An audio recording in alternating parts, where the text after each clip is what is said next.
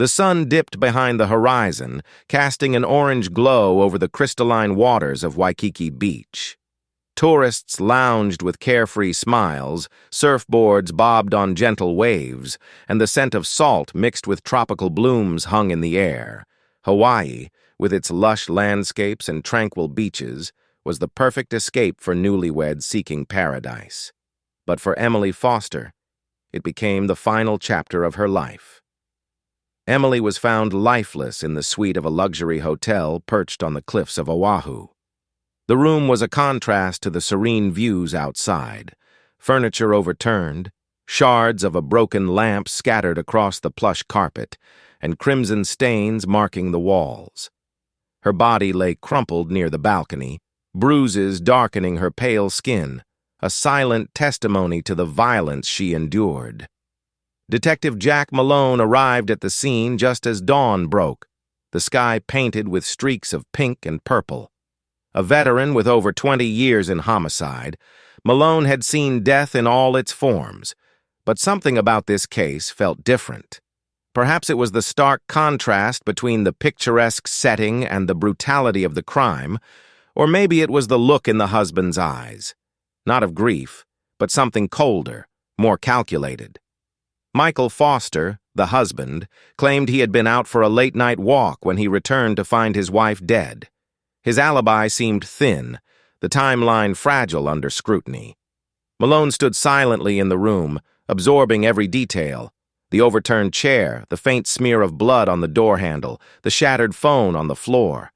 Each element whispered clues, fragments of a story waiting to be pieced together. The coroner's preliminary report was succinct: blunt force trauma to the head, multiple contusions, and defensive wounds on her arms. Emily had fought for her life. Malone knew from experience that crimes of this nature were rarely random. They were personal, fueled by rage, betrayal, or fear. The hotel staff provided little beyond standard observations. They remembered the couple as seemingly happy, sharing cocktails by the pool and laughing over breakfast. But behind closed doors, a different narrative had played out, one masked by fleeting smiles and vacation photos. Malone's first step was to dissect the couple's history. He requested their phone records, financial statements, and any available surveillance footage from the hotel. Patterns often emerged from the mundane, revealing the cracks beneath a polished exterior. Emily's social media painted a picture of bliss, but Malone had learned not to trust curated snapshots of life. He visited the hotel security office, reviewing hours of footage. There, amidst the comings and goings of anonymous guests, he spotted Michael leaving the suite at 2:13 a.m., his face tense, his steps hurried. He returned an hour later, his shirt slightly rumpled, a shadow of something unspoken in his eyes. There was no sign of forced entry into the room, no indication of an intruder. Malone's instincts, honed over years of chasing truths others wanted to hide, told him the answer lay within Michael's demeanor. He arranged for an interview, observing more than listening. Michael's recounting of events was mechanical, devoid of the raw edges of grief. His gaze drifted, avoiding the detective's piercing stare. As Malone delved deeper, he uncovered financial troubles masked by the facade of a perfect honeymoon. Michael had recently taken out a substantial life insurance policy on Emily, an act cloaked under the guise of responsible planning. Friends back home described tensions between the couple, subtle signs of control and manipulation often overlooked. The investigation stretched over days, each discovery weaving a tapestry of motive and opportunity. Forensic analysis revealed Emily's blood on Michael's watch, a detail he could not easily dismiss. The autopsy confirmed she had died between 2:30 and 3 a.m., aligning with the gap in Michael's alibi. Malone compiled his findings into a comprehensive report, each section meticulously detailed. The evidence painted a stark picture of a marriage unraveling, culminating in a violent act masked by the tropical paradise around them. As he stood once more in the now-empty hotel room, Malone reflected on the fragile veneer of perfection people often project. Beneath it, truths festered, waiting for someone to peel back the layers. Emily Foster's story was one of many, a tragic reminder that even in paradise, darkness could find a way in. Detective Jack Malone began to unravel the complex layers of Emily and Michael Foster's life back home.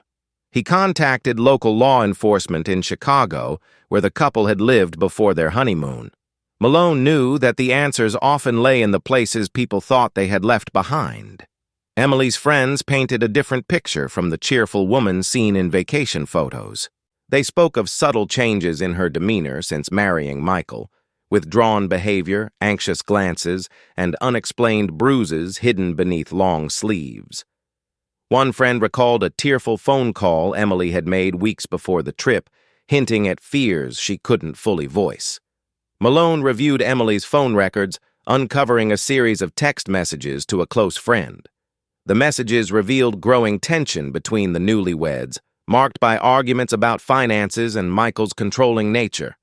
Emily had even confided her doubts about the marriage, questioning whether she had made a mistake. Meanwhile, Michael's financial records exposed a web of debt masked by outward appearances of success. He had maxed out credit cards, taken risky investments, and recently faced foreclosure on a property he kept secret from Emily. The life insurance policy now appeared less like planning and more like a desperate attempt to escape financial ruin. Forensic evidence continued to mount. Luminol tests in the hotel suite revealed blood traces cleaned from the bathroom, suggesting an attempt to cover up the crime. The analysis of the broken lamp confirmed it as the murder weapon, with Michael's fingerprints partially obscured by smears of Emily's blood.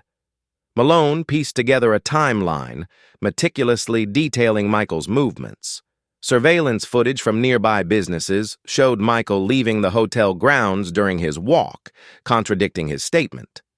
Witnesses described seeing a man matching his description, appearing agitated and disoriented. The detective's report grew, layer upon layer of evidence pointing toward Michael Foster, but Malone knew that beyond the facts and figures, it was the story they told that mattered. The story of a woman trapped in a facade of happiness, a man drowning in financial despair, and a paradise that became a crime scene. As Malone prepared for Michael's formal interrogation, he reflected on the silent details that spoke louder than words. The hidden bruises, the financial lies, the traces of blood left behind. The detective wasn't just building a case, he was uncovering a truth that had been hidden beneath the surface, waiting to be brought to light. Meanwhile, the detective sat in the dimly lit interrogation room, the sterile walls reflecting the weight of unspoken truths. Michael Foster was brought in, his face marked by the strain of sleepless nights and growing suspicion. The room was silent except for the faint hum of the overhead light, casting sharp shadows that mirrored the dark corners of Michael's story. Malone began with simple questions, focusing on details Michael had previously shared. But inconsistencies quickly surfaced. Michael's timeline shifted slightly with each recounting, minor discrepancies that seemed insignificant on the surface but were glaring to a seasoned investigator. His emotions appeared rehearsed, lacking the spontaneous grief typical of a mourning spouse. Malone presented the surveillance footage, pausing at the frames showing Michael leaving the hotel and returning. He pointed out the timestamp, the disheveled appearance, and the uneasy gait. Michael's explanation was vague, claiming he had needed fresh air to clear his mind after an argument with Emily. Yet, he had initially claimed there were no arguments. The detective shifted focus to the forensic evidence. He detailed the luminol findings, the traces of blood cleaned from the bathroom, and the blood on Michael's watch. Michael fumbled for explanations, his confidence eroding under the weight of evidence. He insisted he found Emily that way, panicked, and accidentally contaminated the scene. But Malone knew panic didn't explain the meticulous cleaning attempts or the hidden financial motives. Back in his office, Malone reviewed the case files. He noted every contradiction, every detail that didn't align. He contacted Emily's family, learning more about her life before Michael. They described her as vibrant, independent, and full of dreams.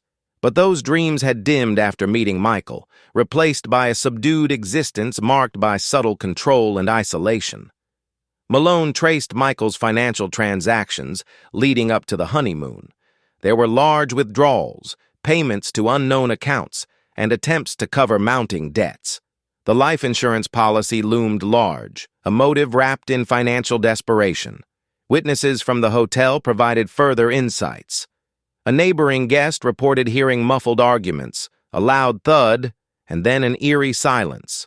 The timeline matched the forensic estimates of Emily's time of death. The detective compiled these findings into an updated report, each section meticulously organized.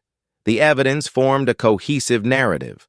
A troubled marriage strained by financial ruin, Malone knew the case wasn't just about proving Michael's guilt. It was about giving voice to Emily's silenced story. As he prepared to confront Michael once more, he carried the weight of her unspoken words, determined to uncover the full truth hidden behind the cracks in Michael's fragile alibi. Detective Malone returned to the interrogation room, where Michael Foster sat with dark circles under his eyes, his face a mask of exhaustion and defeat. The tropical sun outside seemed distant, its warmth unable to penetrate the cold tension between investigator and suspect. The room felt smaller now, the walls closing in on Michael as the weight of the evidence grew heavier with each passing hour. Malone spread the case files across the metal table, each document a testament to Emily Foster's final days. Photos of the crime scene, forensic reports, financial records, and witness statements formed a mosaic of undeniable truths. The detective's approach was methodical, his voice steady and devoid of emotion. He detailed the luminol findings that highlighted blood traces in the bathroom, the forensic report confirming Emily's blood on Michael's watch, and the surveillance footage capturing Michael's suspicious movements during the night of her death. Michael's facade of composure began to crumble. He fidgeted with his hands, his eyes darting around the room as if searching for an escape. Malone noticed every twitch, every nervous glance, understanding that guilt often spoke louder through silence and hesitation than through words. Malone shifted tactics, focusing on Michael's psychological state. He spoke not as an accuser, but as someone who understood human frailty. He acknowledged the financial pressures Michael faced, the strain of maintaining an image of success while drowning in debt, and the volatile dynamics of a crumbling marriage. He painted a picture of a man pushed to his limits, cornered by circumstances he could no longer control. Michael's defenses weakened, his hands trembled, his breathing grew shallow, and tears welled in his eyes. The room grew heavier with unspoken truths, the silence punctuated only by the faint hum of the overhead light. Then, in a barely audible whisper, Michael began to speak. He described the night of the murder with fragmented sentences and choked sobs. The argument had started over something trivial, but quickly escalated, fueled by months of resentment and unspoken frustrations. Michael admitted to grabbing the lamp in a fit of rage, striking Emily without fully realizing the consequences of his actions. He claimed it wasn't premeditated, just a tragic accident born from a moment of uncontrollable anger. Malone listened intently, his expression unreadable. He knew confessions often carried threads of truth woven with attempts to justify or minimize guilt. Yet the details Michael provided matched the forensic evidence. The timeline, the injuries, the cleaned bloodstains, all aligning with the crime scene analysis. The confession was recorded and meticulously transcribed, becoming the final piece in the puzzle Malone had spent weeks assembling. The detective compiled his findings into a comprehensive report, detailing every aspect of the investigation, from the initial discovery of Emily's body to Michael's eventual breakdown in the interrogation room. As Malone left the room, he felt a grim sense of closure. Justice for Emily Foster was no longer a distant goal, but an imminent reality. Yet the detective couldn't shake the lingering sadness that clung to him. Emily's life had been brutally cut short, her dreams shattered against the backdrop of a tropical paradise meant to symbolize new beginnings. Standing once more at the crime scene, now eerily empty and silent, Malone reflected on the fragile veneer of perfection people often project. Beneath it, hidden truths fester, waiting for someone to uncover them. Emily's story was now fully told, her voice heard through the relentless pursuit of justice. The courtroom buzzed with quiet tension as the trial of Michael Foster commenced.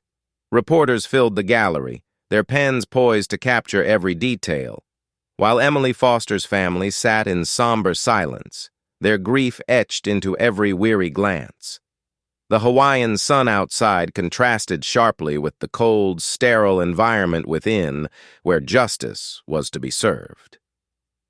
Detective Jack Malone took the stand, his testimony methodical and precise.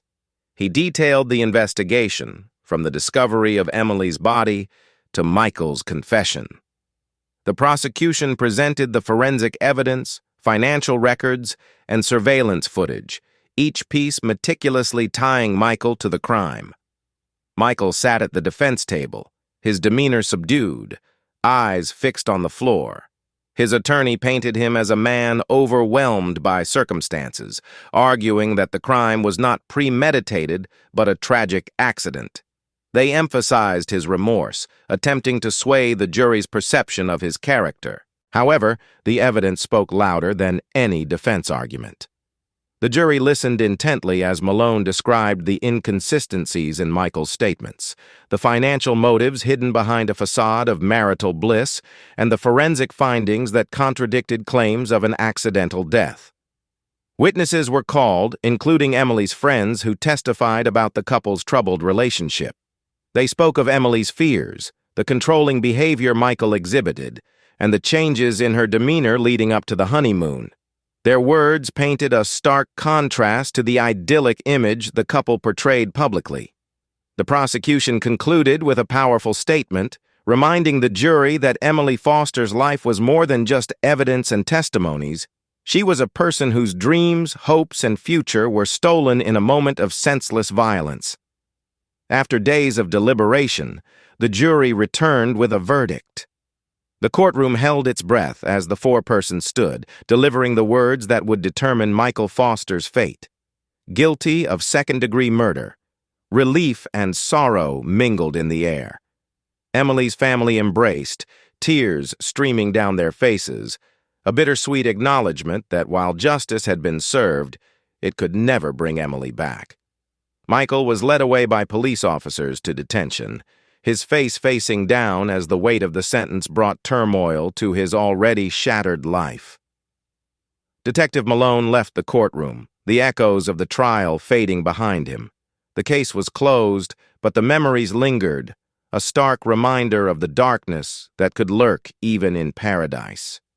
As he walked into the fading Hawaiian sunset, he carried with him the weight of another story uncovered, another truth brought to light. Thank you for listening to True Crime Pulse. Share your thoughts on the story, like and subscribe to the channel. Until the next episode when we bring you more crime stories, stay vigilant.